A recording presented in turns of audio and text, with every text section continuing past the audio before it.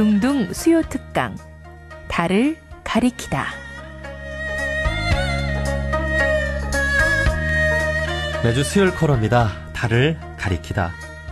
성현들은 달을 가리키고 있지만 우리는 그 손가락만 보고 있지 않은지 돌아보는 시간인데요. 종교의 언어나 문자가 아니라 그것이 가리키고 있는 종교의 참된 가치에 대해 생각해보는 시간입니다. 자, 이제 이웃 종교의 경전인 크리스마스가 얼마 남지 않았죠. 과연 예수는 어떤 분일까 한 번쯤 생각해 볼 시점이 아닌가 싶습니다. 최근 예수의 생애를 담은 사복음서 해설서를 마친 가톨릭 해방신학연구소 김근수 소장님과 함께 진짜 예수를 만나보겠습니다. 소장님 반갑습니다. 네, 안녕하세요. 반갑습니다. 네, 저희 동둥에 오랜만에 찾아주셨는데요. 청취자분들께 인사부터 간단히 좀 해주실까요? 그동안 건강히 잘 지내셨습니까? 예수가 온 성탄절의 그 축복과 은혜를 우리 원음방송 청취자 여러분들이 듬뿍 받으시기를 빕니다. 네, 이제 크리스마스가 얼마 안 남았는데 많이 바쁘실 것 같아요. 그렇게 바쁘진 않고 지금 제가 서울에 와 있는데 이번 22일 토요일 날 오후 1시에서 23일 일요일 날 오후 1시까지 그 홍대역 입구에 있는 벙커 원교회 김용민 PD가 주도하는 거죠. 거기에서 최근에 네덜란드 어느 난민을 보호하기 위해서 개신교에서 1000시간 넘게 예배를 연속하고 있어요. 여기에 연대 예배 제가 23일 일요일 날 오전 10시경에 설교 하나를 맡았습니다. 네, 그거 좀 준비하고 있습니다. 네. 예멘 난민분들을 또 생각하는 또 의미 있는 크리스마스 또 준비하고 계시는군요. 그렇죠. 예수 자체가 난민이고 우리 모든 인류가 이 우주에서 지구별에 도착한 난민이니까 우리 같은 생각으로 하면 좋겠습니다. 네. 자, 오늘과 다음 주에 걸쳐서 예수는 어떤 분인가 이런 이야기를 나눠볼 텐데요. 소장님은 해방신학연구소 소장이시죠? 네. 해방신학을 오랫동안 공부를 하셨다고 들었는데 네. 해방신학이 뭔지 소개를 좀 해주시죠. 방금 이 방송 시작할 때 우리 존경하는 오경숙 PD님께서 콜럼버스 아메리고 이야기를 해서 아메리카를 발견했다 하는데 해방신학자들은 발견이라고 하지 않고 정복이라고 합니다. 그러니까 약자, 희생자, 가난한 사람, 억울한 사람들 입장에서 역사를 보는 걸 해방신학이라고 하는데 그러면 아메리카를 콜럼버스가 발견했다고 하지 않고 정복당했다 이렇게 얘기합니다. 그래서 해방신학은 희생자 입장, 약자 입장에서 보는 신학입니다. 예를 들면 최근에 24살 드신 청년 김용균 씨가 아깝게 희생됐잖아요. 네. 그런 사람의 아픔과 마음을 이 그리스도께 담아내는 신학입니다. 그런데 우리 원불교 창시자인 소태선 박중빈 대종사께서도 비슷한 얘기를 하셨어요. 예. 정치는 엄한 아버지다. 종교는 자유로운 어머니다. 그렇게 표현하셨는데 엄한 아버지가 제대로 하는가를 자유로운 어머니가 날카롭게 지켜보는 것도 그렇죠. 해방신학의 한 관점이라고 보겠습니다. 네. 그래서 이 해방신학이 남미에서 출발을 했죠. 그렇습니다. 그러나 이제 신학으로 학문으로 엮어지는 건 남미지만 최초 해방신학자는 예수입니다. 그것이 그동안 서양 그리스도 역사에서 어떤 학문의 체계로 잡혀지지 않았지만 간헐적으로 이해왔는데 이제 학문적으로 이렇게 정립된 것이 20세기 중반 남미에서 시작됐습니다. 네. 그 소장님께서는 해방신학을 남미에 직접 가서 공부를 하셨다고요? 그렇죠. 엘살바도르라고 지난 10월 14일에 시성된 로메로 대주교가 살해된 지역, 거기 또 유명한 해방신학자 혼소브리노, 또 유명한 해방 철학자 이냐쇼 에아꾸리아 등이 있는 그리고 8년간 내전으로 많은 사람이 희생된 그 나라에 가서 직접 공부했습니다. 네. 그 현재 카톨릭 수장인 프란치스코 교황님도 해방신학을 공부하셨다고 들었는데요. 소장님도 과거에 교황님을 혹시 뵌 적 있으신지요? 2014년 한국 방문할 때 교황님과 그 영광스럽게도 아련할 수 있는 기회가 있었습니다. 프란스 교황의 스승인 그 스카노네라는 아르헨티나 신부가 있었는데 그분은 해방신학에서도 아르헨티나에서 출생한 민중신학, 테올로기아 포플레스라는 민중신학을 주창하셨는데 영향을 많이 받았습니다. 그건 뭐냐면 가난한 사람의 문화적 능력을 강조하는 해방신학에서도 아주 독특한 그 영향을 우리 프란스 교황이 받았습니다. 예. 이 해방신학은 이 가난한 자, 또 억눌린 자, 고통받는 자의 입장에서 이 신학을 또 공부를 하는 건데 그렇죠. 현재 우리나라에서의 해방신학은 어떤가요? 해방신학은 정치적 억압, 경제적 가난, 문화적 소외, 인간적 그 따돌림 등을 다 이렇게 통째로 다루는 학문입니다. 그런데 지금 한반도 남한뿐이 아니라 북한을 보면 그 경제적 불평등 또 이렇게 민족 문제들이 얽혀서 해방신학이 더 사실은 필요한 그런 상황이라고 보입니다. 예. 한국의 불평등 또 대외 의존 이 강대국의 역학 관계에서 시달린 우리 한민족의 운명을 생각하면 해방신학은 남미뿐만이 아니라 지금 한반도에서 철실하게 필요하다고 생각됩니다. 네. 그러니까 우리나라에 그만큼 중요한 정신을 그렇죠. 이 해방신학이 갖고 있는데 네. 기독교계 전반적으로 다 이렇게 널리 퍼져 있지는 않죠. 지금 해방신학은 카톨릭에서는 이제 그 학문적으로 거의 정립됐고 학문의 주류로 자리를 잡았습니다. 네. 근데 우리 한국에서는 해방신학을 전두환이가 나쁘게 선전해가지고 어허. 그 영향을 받은 적지 않은 국민들이 해방신학을 좀 공정하게 보지 않고 불온하게 보는 그런 안타까운 선입견이 있는데 그걸 우리가 하나씩 넘겨야 되겠습니다. 네. 무엇보다 이 종교라고 하면 이 세상을 위해서 그렇죠. 어려운 이들을 위해서 또 애쓰는 모습이 또 바른 모습이 아닐까 싶은데요. 이러한 해방신학적인 관점에서 최근 예수의 생애를 담은 사복음서 해설서 출간을 마쳤다고 들었습니다. 이 사복음서는 무엇인지요? 그 예수가 죽고 부활했다는 소식이 들리고 약 30여 년 지난 뒤에 예수의 그 초기 제자들이 다 세상을 떠거나 순교했습니다. 그래서 예수에 대한 증인이 다 사라져서 문헌으로 남겨야 되겠다. 그래서 갈릴리 지방에서 예수가 행한 기적, 치유, 이야기, 어록 이런 것들을 모은 그 전승과 예루살렘을 중심으로 생겨난 십자가와 부활이라는 전승, 전설을 엮어서 주제별로 시간별로 네 복음서 편찬자들이 나름대로 해석을 가지고 엮은 책입니다. 네. 그리스도교에서 가장 중요한 책이죠. 예. 그러니까 이 사복음서는 그야말로 예수의 삶과 생애를 가장 잘 담고 있는 그런 기록이라고 볼 수 있는 그렇죠. 거잖아요. 예수 역사 없이 예수를 이해할 수 없다는 정신으로 예수의 삶과 역사를 상세히 써놓은 책입니다. 네. 이 복음서마다 제목을 지으셔서 해설서를 출간을 하셨는데 네. 마가복음은 슬픈 예수, 그리고 마태복음은 행동하는 예수, 또 누가복음은 가난한 예수, 그리고 지난달 출간한 요한복음 해설서는 평화의 예수라는 제목을 지으셨습니다. 제목에 담긴 의미들을 좀 하나씩 좀 들어봤으면 좋겠는데요. 가장 먼저 쓴 책이 슬픈 예수죠. 네, 그렇습니다. 예, 마가복음의 제목인데 왜 슬픈 예수인가요? 제가 2013년 6월에 첫 출간한 책이 이 슬픈 예수인데 예수의 삶과 역사가 현실 그리스도교와 역사에서 제대로 실천되고 알려지고 있지 않다는 안타까움을 표현하기 위해서 슬픈 예수라고 지었습니다. 만일 예수가 한국에 21세기에 온다면 한국 개신교 가톨릭에서 전해지는 예수 이야기, 실천되는 그 교회의 활동에 대해서 예수가 너무 슬퍼할 것 같아서 예. 이렇게 도발적으로 제목을 지었습니다. 네. 이렇게 해서는 안 된다. 이걸 말하고 싶었습니다. 네. 그러니까 어떤 좀 측면에서 예수님이 그 당대 때도 슬퍼하셨을까요? 그러니까 그 예수는 부자를 위해서 세상에 온 것이 아니고 억눌리고 핍박받는 가난한 사람을 위해 오셨습니다.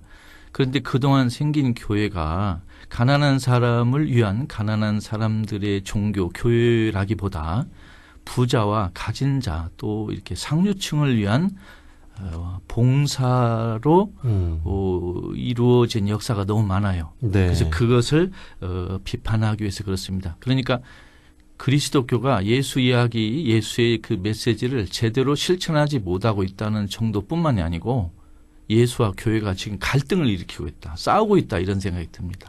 네. 예. 너무 거리가 멀어 예수와 교회가. 그걸 안타깝게 생각해서 슬픈 예수라고 지었습니다. 네. 그러니까 오늘날의 모든 종교에도 주시는 말씀일 것 같습니다. 그렇습니다. 그만큼 이렇게 가난하고 힘들어하는 이웃 곁에 가서 우리가 같이 슬퍼하고 있느냐라는 그런 중요한 물음을 주시는 것 같은데요. 네. 자, 다음은 마태복음인데 행동하는 예수입니다. 네. 이건 뭐 실천을 강조하는 건가요? 그렇죠. 그동안 그리스도교에서는 예수를 믿으면 다 끝나는 것처럼 잘못 과장된 게 많거든요. 근데 예수는 제자들에게 나를 믿으라고 말한 일 한 번도 없어요. 나를 따르라 그랬지. 따르라. 그래서 예수를 믿는 것은 충분하지 않고 기초이고 실천하는 게 가장 중요합니다. 그래서 행동이라는 말을 썼습니다. 그래서 네. 예수를 믿는 사람이 구원받는 게 아니고 예수의 말과 행동을 따라서 그 메시지를 현실적으로 실천하는 사람이 구원받는다. 그걸 강조하기 위해서 행동하는 예수라고 지었습니다. 네. 그 예수님께서 당대 때 몸소 행동하신 그렇죠. 우리가 이렇게 본받아야 될 어떤 사례 같은 게 있다면 한두 가지만 소개를 좀 해주실까요? 예수님은 책을 쓰신 일이 없습니다. 행동하다 보니까 책 쓸 시간이 없었어요. 제가 유머스럽게 얘기하는 건데 예수는 이론적 설명보다 실제로 가난한 사람, 불쌍한 사람, 그 억압받는 사람 옆에 가서 함께 슬퍼하고 함께 울고 그랬습니다. 그게 가장 중요한 것 같습니다. 네, 네, 그렇군요. 자, 그리고 세 번째 누가복음인데 가난한 예수라는 네. 또 제목을 지으셨네요. 네. 예. 그 누가복음 공동체에 부자와 가난한 사람이 함께 있었습니다. 그래서 이제 서로 갈등이 나오니까 부자 신도와 가난한 신도가 함께 있는 그리스도, 함께 있는 종교에서는 어떻게 해야 되느냐 이 문제에 부닥쳤습니다. 예. 그래서 이 누가복음 저자는 가난한 사람 편을 드는 게 옳다 이렇게 말하고 있습니다. 이게 부자를 혼내고 가난한 사람을 이렇게 위로하는 그 예수의 모습을 그렸습니다. 누가복음 주제는 한마디로 이렇습니다. 가난한 사람은 구원받을 수 있는데 부자들은 구원받을 수 있느냐? 거의 불가능하다 이것입니다. 네. 그럼 어떻게 부자들이 구원받느냐? 가진 재산을 팔아라. 돈을 벌 때 참여한 모든 종류의 불의, 부정에서 손을 떼라 이런 걸 요구하고 있습니다. 네.